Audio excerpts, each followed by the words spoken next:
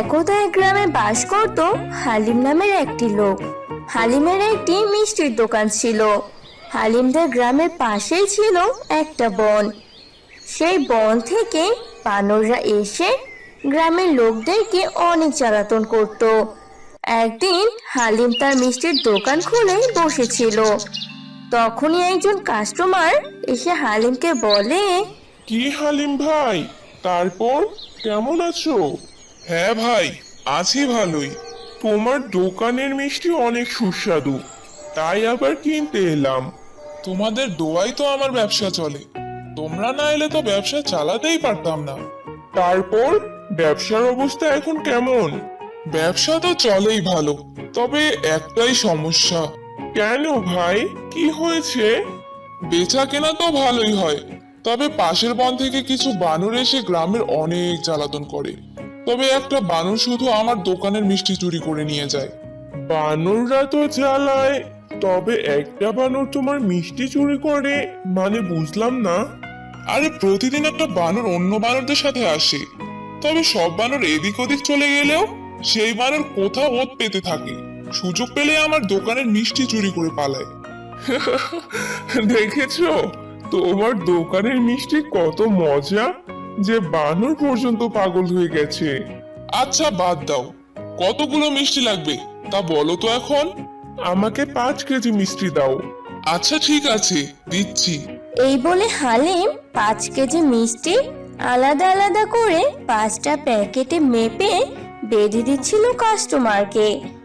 তখনই হালিম দোকান থেকে মেপে রাখা 5টা প্যাকেটের মধ্যে একটা বানর একটা প্যাকেট দৌড়ে এসে নিয়ে বনের দিকে পালিয়ে যায়। বানরটি ছিল অনেক দুষ্টু। সে হালিমের দোকানের মিষ্টি অনেক পছন্দ করত, তাই সে প্রায় হালিমের দোকান থেকে মিষ্টি চুরি করে খেত। বানরটি মিষ্টি বনে নিয়ে গিয়ে একটা গাছের নিচে বসে খাচ্ছিল আর বলছিল, বাহ, অনেক মজাদার মিষ্টি, আহ কি সুস্বাদু। বানর বসে মিষ্টি খাচ্ছিল আর পাশ দিয়ে খরগোশ যাচ্ছিল। বানরকে মিষ্টি খেতে দেখে খরগোশ তার কাছে যায় আর বলে, বানর ভাই, তুমি আবার মিষ্টি চুরি করে এনেছো? হ্যাঁ, চুরি করি।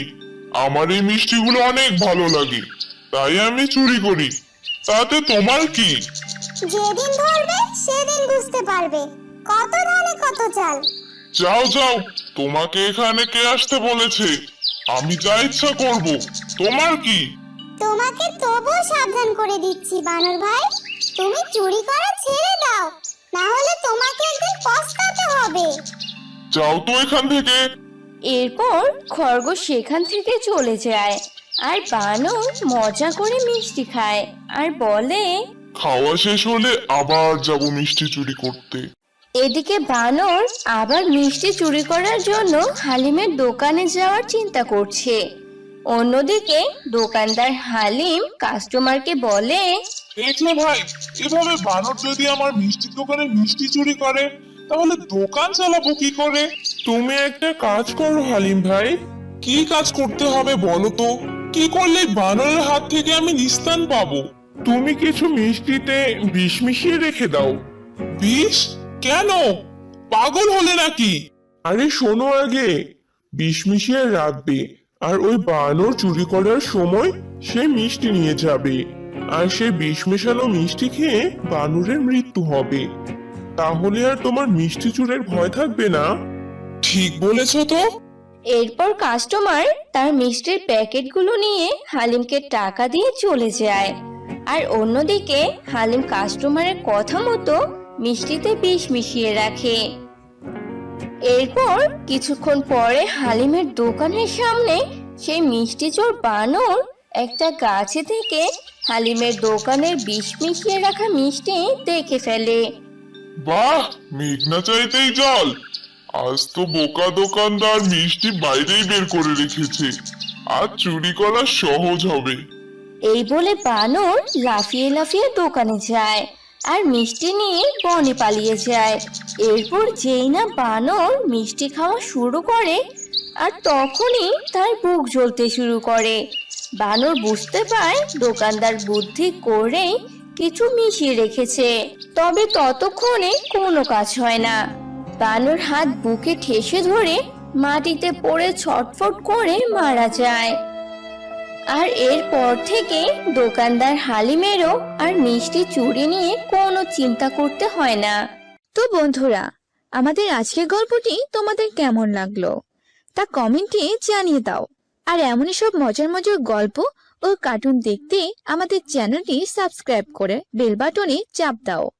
আর হ্যাঁ বন্ধুরা, লাইক কমেন্ট ও শেয়ার করতে ভুলো না। একদা এক জঙ্গলে বাস করত এক বানর, তার নাম ছিল পিকু। পিকু অনেক চালাক বানর ছিল। জন্মের পর থেকে পিকু তার বাবা মাকে হারায়, আর তখন থেকে পিকু বনের রাজা সিংহের সাথে তার গুহায় থাকতে শুরু করে। সিংহ পিকুকে খুব ভালোবাসতো। একদিন সিংহ পিকুকে বলে, পিকু, আমার শরীরটা বড্ড খারাপ। কেন রাজা মশাই, কি হয়েছে? বয়স হয়েছে, তাই আর শিকার করতে যেতে পারি না। তাহলে এখন কি করতে হবে রাজা মশাই? আজ দেখি শিকার করতে যাই, কোনো শিকার পাই কিনা। আপনি একা যাবেন না রাজা মশাই, আপনি শিকার করতে যাবেন আর আপনাকে পাহারা দেব যদি আপনার কোনো সমস্যা হয়। তা ঠিক বলেছো পিকু, বয়স হয়েছে, আগের মতো আর শিকারে যেতে পারি না। তাহলে চলো এখন বেরিয়ে পড়ি। চলুন রাজামশাই। এরপর রাজামশাই শিকারের উদ্দেশ্যে বেরিয়ে পড়ে, আর সিংহের সাথে পিকু থাকে। এরপর রাজা জঙ্গলে দেখে একটা হরিণ ঘাস খাচ্ছিল। তখনই সিংহ রাজা দৌড়ে হরিণকে শিকার করার চেষ্টা করে, তবে বয়স হওয়ায় দৌড়াতে পারে না। আর পিকু দাঁড়িয়ে থেকে রাজাকে দেখতে থাকে। এরপর রাজা হাঁপিয়ে গিয়ে ধপ করে বসে পড়ে।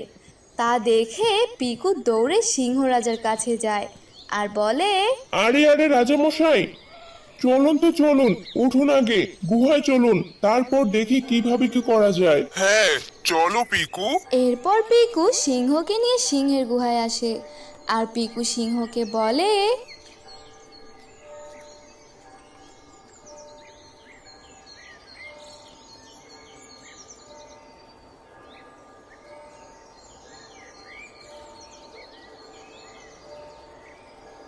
আপনাকে আর শিকারে যেতে হবে না। শিকারে না গেলে আমি খাবো কি, বাঁচবো কিভাবে? তা নিয়ে আপনাকে চিন্তা করতে হবে না, আপনি গুহাতেই শুয়ে থাকুন, যা করার আমি করছি।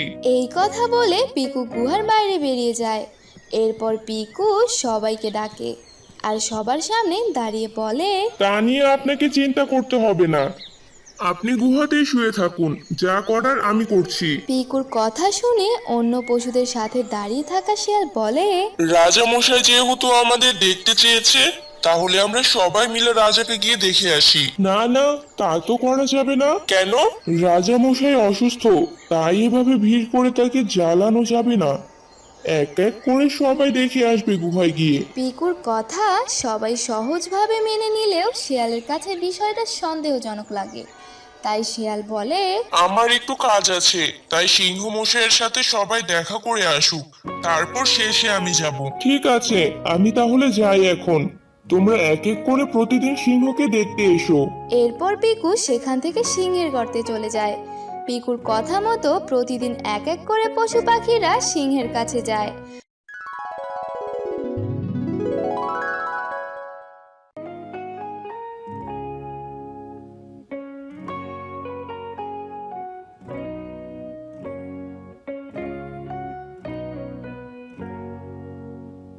তবে সিংহের গুহা থেকে কেউ আর ফিরে আসে না।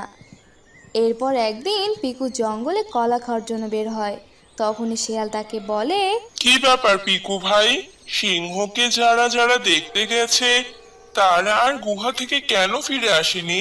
রাজা অনেক অসুস্থ, আর সিংহ রাজাকে সবাই অনেক ভালোবাসে, তাই তাকে অসুস্থ রেখে কেউ আসতে চাইছে না। পর পিকু সেখান থেকে চলে যায়। আর শিয়াল বলে, এই পিকুর কথা আমি কিছুতেই বিশ্বাস করি না। আমি নিজেই যাব সিংহের গুহায়, আর দেখব সেখানে কি এমন ঘটছে। এরপর শিয়াল তখনই যায় সিংহের গুহায়। আর লুকিয়ে থেকে দেখে সিংহ শুয়ে ঘুমাচ্ছে আর সিংহের গুহার চারিপাশে মৃত পশুদের হাড় পড়ে আছে। ওহ, তাহলে এই ব্যাপার। আমি তো জোর বাঁচা বেঁচে গেছি। যাই হোক, সবাইকে বলি যেন আর এই সিংহকে দেখতে কেউ না আসে। কেউ না আসলে সিংহ না খেতে পেয়ে এমনিতেই মরে যাবে। যেমন কথা তেমন কাজ, শিয়াল গিয়ে জঙ্গলের সবাইকেই সবকিছু বলে দেয়। আর এদিকে পিকু গুহাতে যায়। সিংহ পিকুকে বলে, আমার খুব খিদে পেয়েছে, আজকেও আমার সাথে দেখা করতে এলো না কেন? দাঁড়ান রাজামশাই, আমি বিষয়টা দেখছি। এরপর পিকু জঙ্গলে যায় আর আড়াল থেকে জঙ্গলের পশু পাখিদের মুখে সিংহের ছলনার কথা শুনতে পায়। আর পিকু মনে মনে বলে, না, ওদিকে যাওয়া ঠিক হবে না। জঙ্গলের সবাই আমাদের ছলনা জানতে পেরে গেছে। রাজাকে কি গিয়ে বলতে হবে?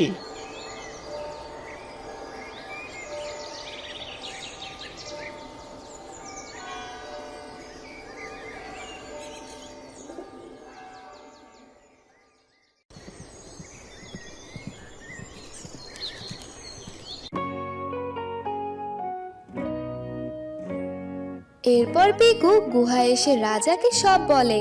পিকুর কথা শুনে রাজা রেগে যায় আর পিকুকে বলে, আমার খিদে পেয়েছে, আমি তাহলে এখন কি খাবো? আজ তোকেই খেয়ে নেব। রাজা মশাই, আপনি আমাকে কেন খাবেন? দয়া করে এমন করবেন না, পরে আপনাকেই পস্তাতে হবে। তবে সিংহ রাজা পিকুর কোনো কথাই শোনে না, পিকুকে অন্য পশুদের মতোই খেয়ে ফেলে।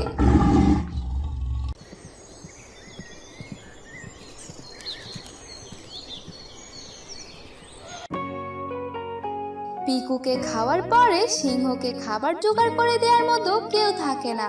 আর ধীরে ধীরে সিংহ মাটিতে নেতিয়ে পড়ে আর বলে, আমার পিকুকে খাওয়া উচিত হয়নি। ও থাকলে আমার কোনো না কোনো ভাবে খাবার এনে দিত, তাহলে আমায় আর এভাবে না খেয়ে জীবন দিতে হতো না। এরপর সিংহ মারা যায়। একদা এক বনে নানান রকম পশু পাখি বাস করত। তবে বনের দুই দল পশু পাখি বাস করত। বনের অর্ধেক অংশে অধিকার বিস্তার করত ড্রাগনের দল, আর বনের বাকি অর্ধেক অংশে অধিকার বিস্তার করত বনের বাকি সব পশু পাখি। ড্রাগনের দলের এক ড্রাগন রাজা ছিল, আর বনের বাকি অংশের রাজা ছিল সিংহ। সিংহের সেনাপতি হলো একটি বানর। একদিন বানর সেনাপতি সিংহকে বলে, রাজামশাই, একটা আর্জি ছিল আপনার কাছে। সিংহ রাজা তখন তার গুহায় বসেছিল। বানর সেনাপতির কথা শুনে সিংহ বলে, কি আর্জি? বলো তো মন্ত্রী শুনি।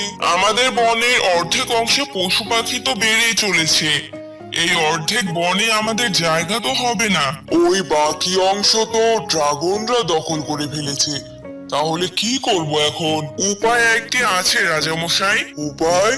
কিসের উপায়? আমাদের যুদ্ধ করে হলেও এই ড্রাগনদের কাছ থেকে বাকি অংশটা কেড়ে নিতে হবে। কিন্তু ওই ড্রাগন গুলো তো অনেক শক্তিশালী, ওরা তো মুখ দিয়ে আগুন বের করতে পারে।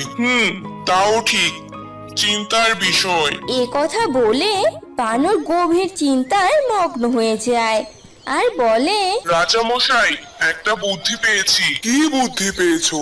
বলো সেনাপতি। আমাদের হাতি ভাইদের একটা কাজ দেব। কি কাজ? হ্যাঁ, ঠিক বলেছো। তাহলে যাও সেনাপতি, তুমি আমাদের বনের সকলকে প্রস্তুত হতে বলো। আমরা সবাই ড্রাগনদের ওখানে গিয়ে আক্রমণ চালাবো। ঠিক আছে, আমি তাহলে গেলাম। আমাদের সব সাথীদের যুদ্ধে যাওয়ার জন্য প্রস্তুতি নিতে বলি। আচ্ছা, যাও তাহলে। এরপর সেনাপতি বানর তাদের অংশের মধ্যে যতগুলো পশু পাখি আছে সকলকে যুদ্ধের জন্য প্রস্তুতি নিতে বলে, আর হাতিদেরকেও সব বুঝিয়ে বলে। এরপর সবার যুদ্ধের প্রস্তুতি নেওয়া শেষ হলে সিংহ তার গুহায় বসে পাশে থাকা সেনাপতি বানরকে বলে, সেনাপতি, তুমি তাড়াতাড়ি সবাইকে নিয়ে আমার সাথে ড্রাগনদের ওখানে চলো। আমি এখনই ওদের ওখানে আক্রমণ করব। ঠিক আছে রাজামশাই। এরপর বানর তাদের অংশে যতগুলো পশু পাখি বাস করত তাদের সবাইকে ও সিংহ রাজাকে সাথে নিয়ে ড্রাগনদের অংশে চলে যায়।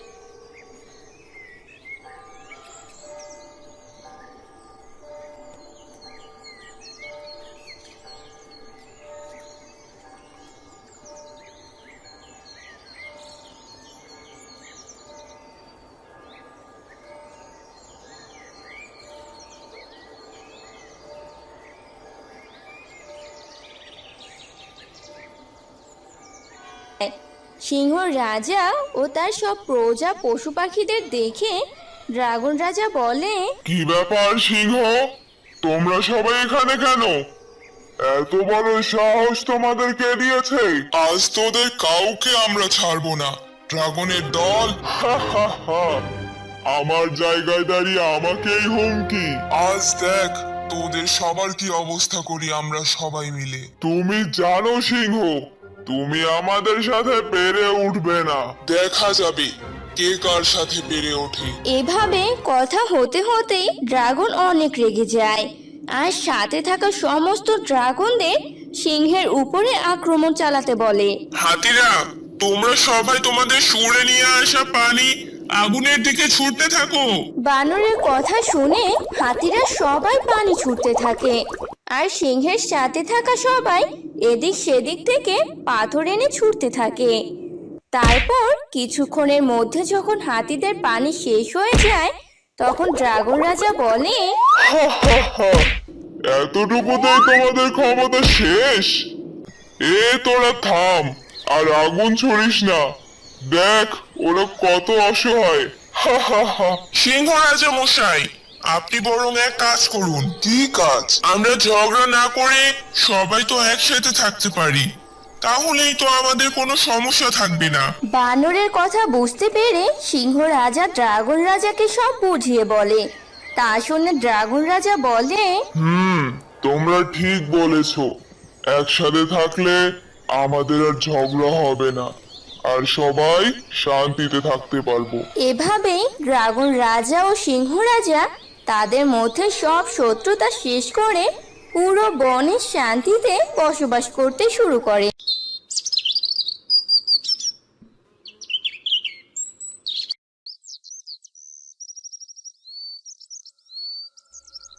এবার আমার কাছে অনেক লাউ ধরেছে দেখছি, যাক ভালোই হলো। এবার লাউগুলো বিক্রি করে ঘরের সালাটা সারানো যাবে।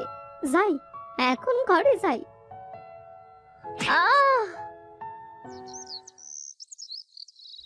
মামা, কি হয়েছে আপনার? এইভাবে পড়ে গেলেন কিভাবে? ওঠো ঠাকুমা, ওঠো।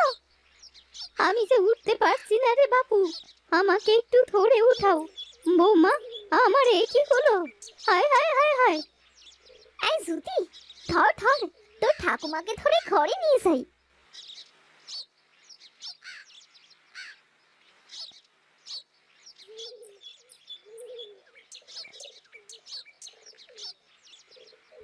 বাবা, বাবা, আজ বিকেলে না ঠাকুমা উঠানে পড়ে গিয়েছিল, আর উঠে দাঁড়াতে পারছে না। বাবা, কি বলছিস মা?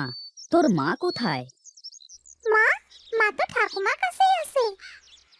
আচ্ছা চল তো গিয়ে দেখি কি অবস্থা। হগু, হগু, তুমি এসেছো? দেখো না, দেখো না, মায়ের শরীরটা কত খারাপ হয়ে গেছে। এমন অবস্থা হয়েছে আর আমাকে তুমি আগে থেকে খবর দিতে পারোনি? ভাবলাম পড়ে গেছে, একটু স্যাক দিলে হয়তো ভালো হয়েছে তো। আচ্ছা তুমি থাকো, আমি ডাক্তার ডেকে নিয়ে আসছি। যাও যাও, তাড়াতাড়ি যাও। জুতি দাদু ভাই, আমার কাছে আয়। হ্যাঁ ঠাকুমা, বলো। তোর বাবাকে বল সুজয়কে খবর দিতে। ঠাকুমা, বাবা তো ডাক্তার ডাকতে গেছে। ও আচ্ছা।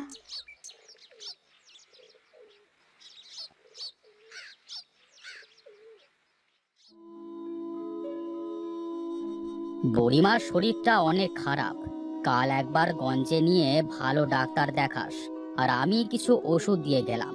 এই ওষুধগুলো খাইয়ে দেখ কি হয়। ডাক্তারবাবু, মায়ের কি হয়েছে?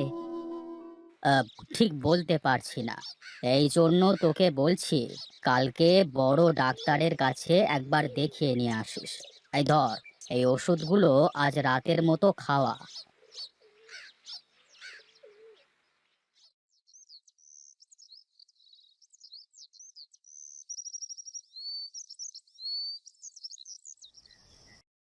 মতিন বাবা, মতিন, বলছি কি, একবার তুই সুজয়কে খবর দে বাবা। আচ্ছা মা, কাল সকালে খবর দেব। শিউলি, মায়ের জন্য এই ঔষধগুলো খাওয়াও তো।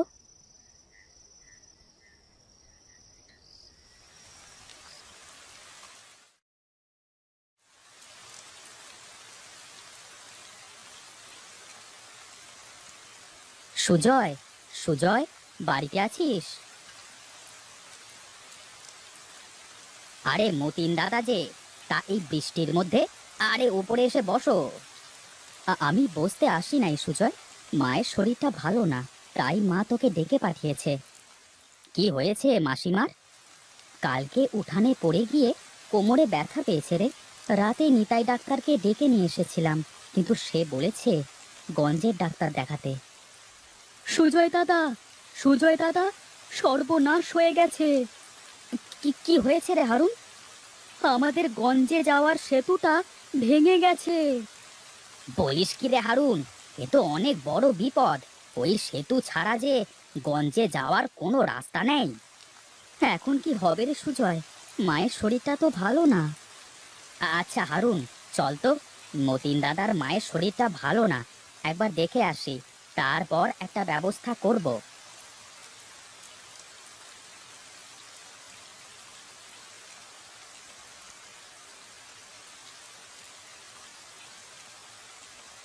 এসেছিস সুজয়? আমাকে গঞ্জের ডাক্তারের কাছে নিয়ে যাবি? হ্যাঁ মাসিমা, নিয়ে যাব, তুমি চিন্তা করো না, দেখবে একদম ঠিক হয়ে যাবে। কিছু বলবে মাসিমা? আরে সুজয়, তোর মাকে বলিস আমার বাড়ি থেকে লাউ নিতে। সেই দেখ না, আমার ঘরের সামনে কত বড় বড় লাউ হয়েছে। আগে তুমি সুস্থ হও, পরে মা একসময় এসে নিয়ে যাবে। ওটা কি গো মাসিমা?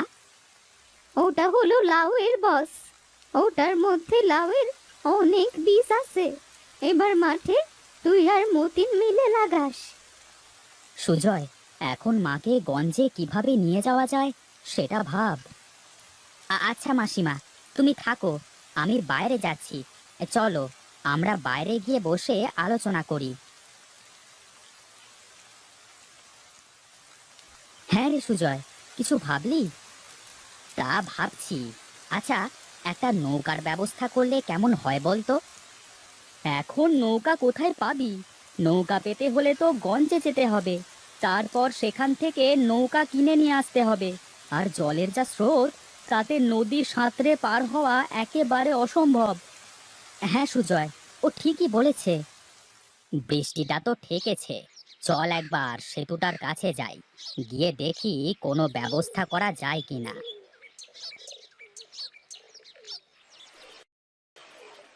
না, সেতুর যা অবস্থা দেখছি, তাতে তো মেরামতো করা যাবে না দেখছি। এখন কি করবি রে সুজয়? হ্যাঁ রে, সেটাই তো চিন্তা করছি। আচ্ছা, আমরা যদি একটা ভেলা তৈরি করি তাহলে কেমন হয়? সেটার উপর করে মাকে নদীর ওপারে নিয়ে যাব। নদীর যা স্রোত, তাতে করে কলার ভেলা মনে হয় এসে ঠেকবে না, ডুবে যাওয়ার সম্ভাবনাই বেশি। কিন্তু ভেলাটা যদি হয় লাউয়ের, তাহলে কেমন হয়? লাউয়ের ভেলা? হ্যাঁ, লাউয়ের ভেলা। এই মতিন দাদা, তুমি একটা কাজ করো, মাসিমায়ের ঘরে দেখলাম বড় বড় কিছু শুকনো লাউ রয়েছে, তুমি ওইগুলো নিয়ে আসো। আর হারুন, তুই বাঁশ নিয়ে আয়, আমি বাড়ি থেকে রশ্মি আর প্রয়োজনীয় জিনিসপত্র নিয়ে আসছি। ঠিক আছে।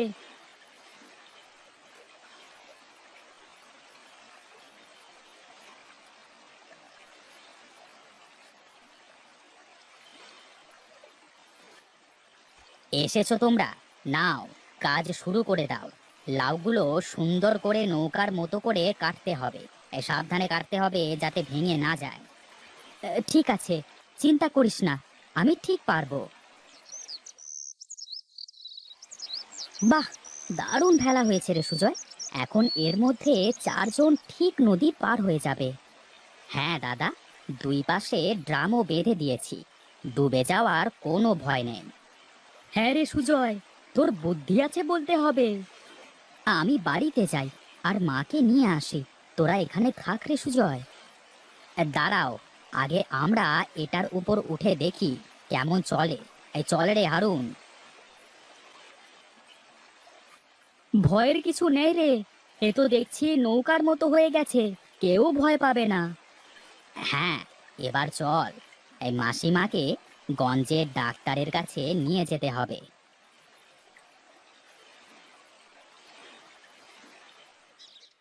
যাও, মাসিমাকে নিয়ে আসো, আমরা এখানে আছি।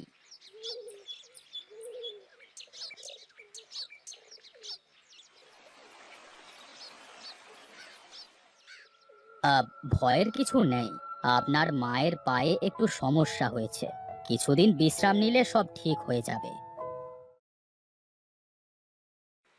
সুজয়, আজ তোর জন্যই আমি দাঁড়িয়ে আছি। হ্যাঁ মাসিমা, এইসব কি বলছেন? লাউয়ের যে ভেলা হয়, বাপের জন্মেও তা জানতাম না রে, সেই ভেলাতেও উঠলাম। তোর লাউয়ের ভেলার কারণে গ্রামের সকলের উপকার হচ্ছে।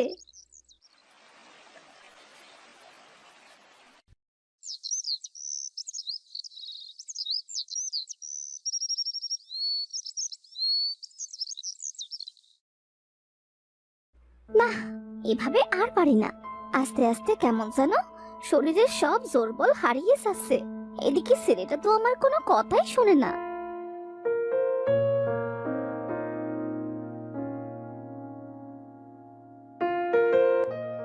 বাবা রইস, অনেক তো বেলা হয়ে গেছে, ওঠ বাবা, উঠে পড়। আরে ধ্যার, এই সকাল সকাল আর জ্বালিও না তো মা, একটু শান্তিতে ঘুমাতে দাও। পোড়া কপাল আমার, মিনসে মরে গিয়ে তো বেঁচে গেছে, আর আমি আমি যে কবে মরবো। এই সাত সকালে কি শুরু করলে মা তুমি? কি করব আমি? আমার তো বয়স হয়েছে নাকি, শরীরে আগের মতো জোর বল পাই না। তোমার তো এখন এত কাজ করবার দরকার নেই, তুমি শুয়ে বসে থাকো। আমি যদি ঘরে শুয়ে বসে থাকি, তাহলে তোর ভাত কে রান্না করে খাওয়াবে শুনি? আমার আর তোমার জন্য রান্না আমি নিজেই করতে পারবো মা, তুমি বিশ্রাম করো। কত করে বলছি, একটা ভালো মেয়ে দেখে বিয়ে কর। একা একা এ বাড়িতে আমার আর ভালো লাগছে না। তুমি আছো আমার বিয়ে দেওয়া নিয়ে, আমার বউ আসবার পর যদি সে তোমাকে দেখতে না পারে? ও নিয়ে তোর ভাবতে হবে না, তুই শুধু বিয়েটা কর। তোমার এই বকবকানি বন্ধ করো, আমি হাত মুখ ধুতে যাচ্ছি, তুমি আমার জন্য খাবার দাও। কবে যে আমার পাগলাটার একটু বুদ্ধি হবে।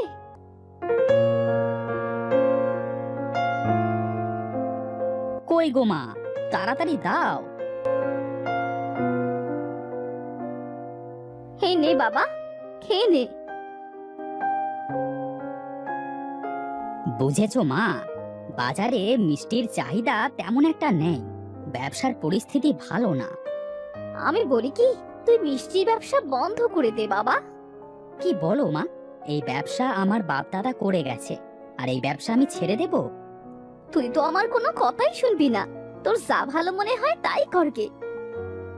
আমি চললাম মা, যাই, গিয়ে দোকানটা খুলি।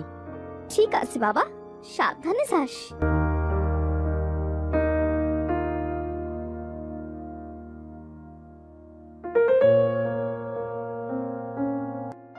সবার দোকানে খরিদ্দার মৌমাছির মতো ভোঁ ভোঁ করছে, আর আমার দোকানে শুধু মৌমাছি ভোঁ ভোঁ করছে।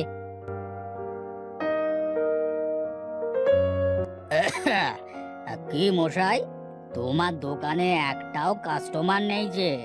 তোমার মিষ্টি বোধহয় ভালো না।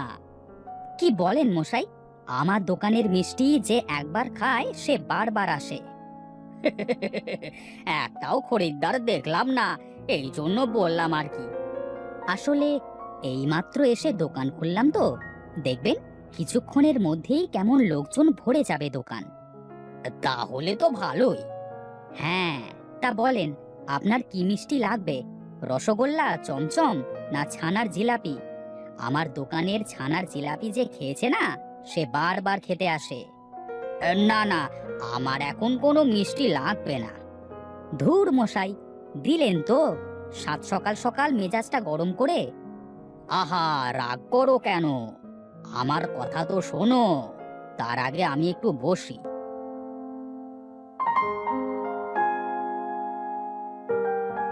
সামনে আমার মেয়ের বিয়ে, বুঝলে? তা অনেক মিষ্টির অর্ডার দিতে হবে। ও আচ্ছা, এই কথা আগে বলবেন তো। তা কি মিষ্টি লাগবে আপনার মশাই? রসগোল্লা, চমচম, আর সাথে ভাবছি গুড়ের লাল জিলিপি থাকবে। তা বেশ বেশ, আপনি বলেন কতটুকু করে লাগবে আপনার? হ্যাঁ বলছি বলছি, তার আগে বলে রাখি আমার কিন্তু লাল জিলিপি লাগবেই লাগবে, আর স্বাদটা যেন সুন্দর হয়। ও নিয়ে আপনি চিন্তা করবেন না মশাই। এই নেন, এখন আপনি আমার দোকানের একটা বড় রসগোল্লা খেয়ে দেখেন। বাহ, সেই স্বাদ তো! এ যেন অমৃত খেলাম। হ্যাঁ মশাই, তো বললাম কি, আমার নাম রইচ। আমার দোকানের মিষ্টি যদি কেউ একবার খায়, সে আবারও খেতে চাইবে। হ্যাঁ হ্যাঁ, বুঝেছি বুঝেছি।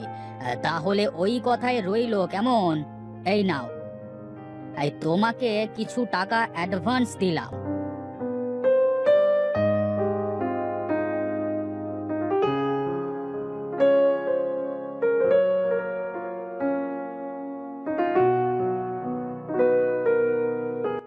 কিরে বাবা, আজ এত সকাল সকাল চলে এলি? শরীর ঠিক আছে তো তোর? শরীর টরীর সব ঠিক আছে মা, আজ একটা বড় কাজের অর্ডার পেয়েছি। বাহ, তাহলে তো ভালোই হয়। কিন্তু মা, বেটা লাল জিলাপির অর্ডার দিয়েছে, বলেছে স্বাদটাও যেন সুন্দর হয়। অর্ডার যখন নিয়েছিস তখন দিবি, সমস্যা কোথায়? বলছিলাম মা, তুমি ছাড়া তো কেউ লাল জিলিপি ভাজতে পারে না, তাই তুমি যদি... আমি তোকে লাল জিলিপি ভেজে দিতে পারি, কিন্তু তুই যদি আমার কথা শুনিস তো। কি কথা তুমি বলো? আমি তো তোমার সব কথা শুনি মা। তুই যদি আমাকে একটা বৌমা এনে দিস, তবেই আমি তোকে লাল জিলিপি ভেজে দিতে পারি। ঠিক আছে মা, এই অর্ডারটা দিতে পারলে অনেক টাকা পাবো, তারপর তোমার ইচ্ছে পূরণ করব। ঠিক আছে, তাহলে কালকে সকালেই জিলিপি ভাজা শুরু করব। আমি তাহলে কর্মকারের কাছে মিষ্টির অর্ডারটা দিয়ে আসি মা, তুমি আমার খাবারটা তৈরি করো। ঠিক আছে বাবা।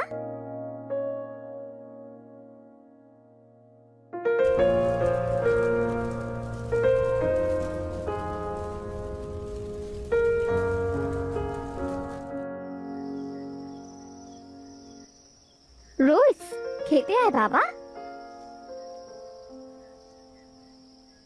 কাল কিন্তু সকাল সকাল কাজটা শুরু করতে হবে মা। ঠিক আছে, নে তুই এখন খেয়ে নে তো দেখি।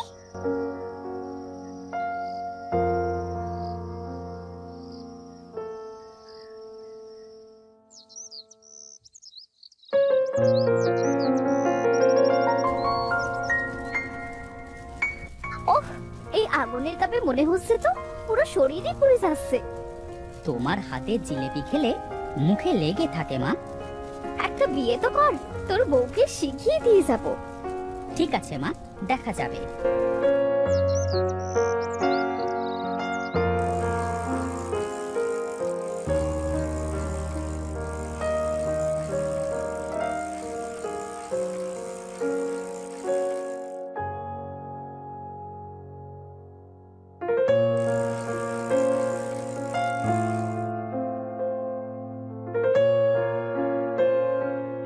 আমাকে 5 টাকার জিলিপি দেন তো। লাল জিলাপি তো নেই, তুমি মিষ্টি নিয়ে যাও। না, সুনীল কাকার মেয়ের বিয়েতে সবাই জিলিপি খেয়ে আপনার অনেক নাম করেছে। তাই নাকি? এ তো খুব ভালো কথা। হ্যাঁ, সবাই এখন থেকে লাল জিলিপি কিনতে আপনার দোকানেই আসবে।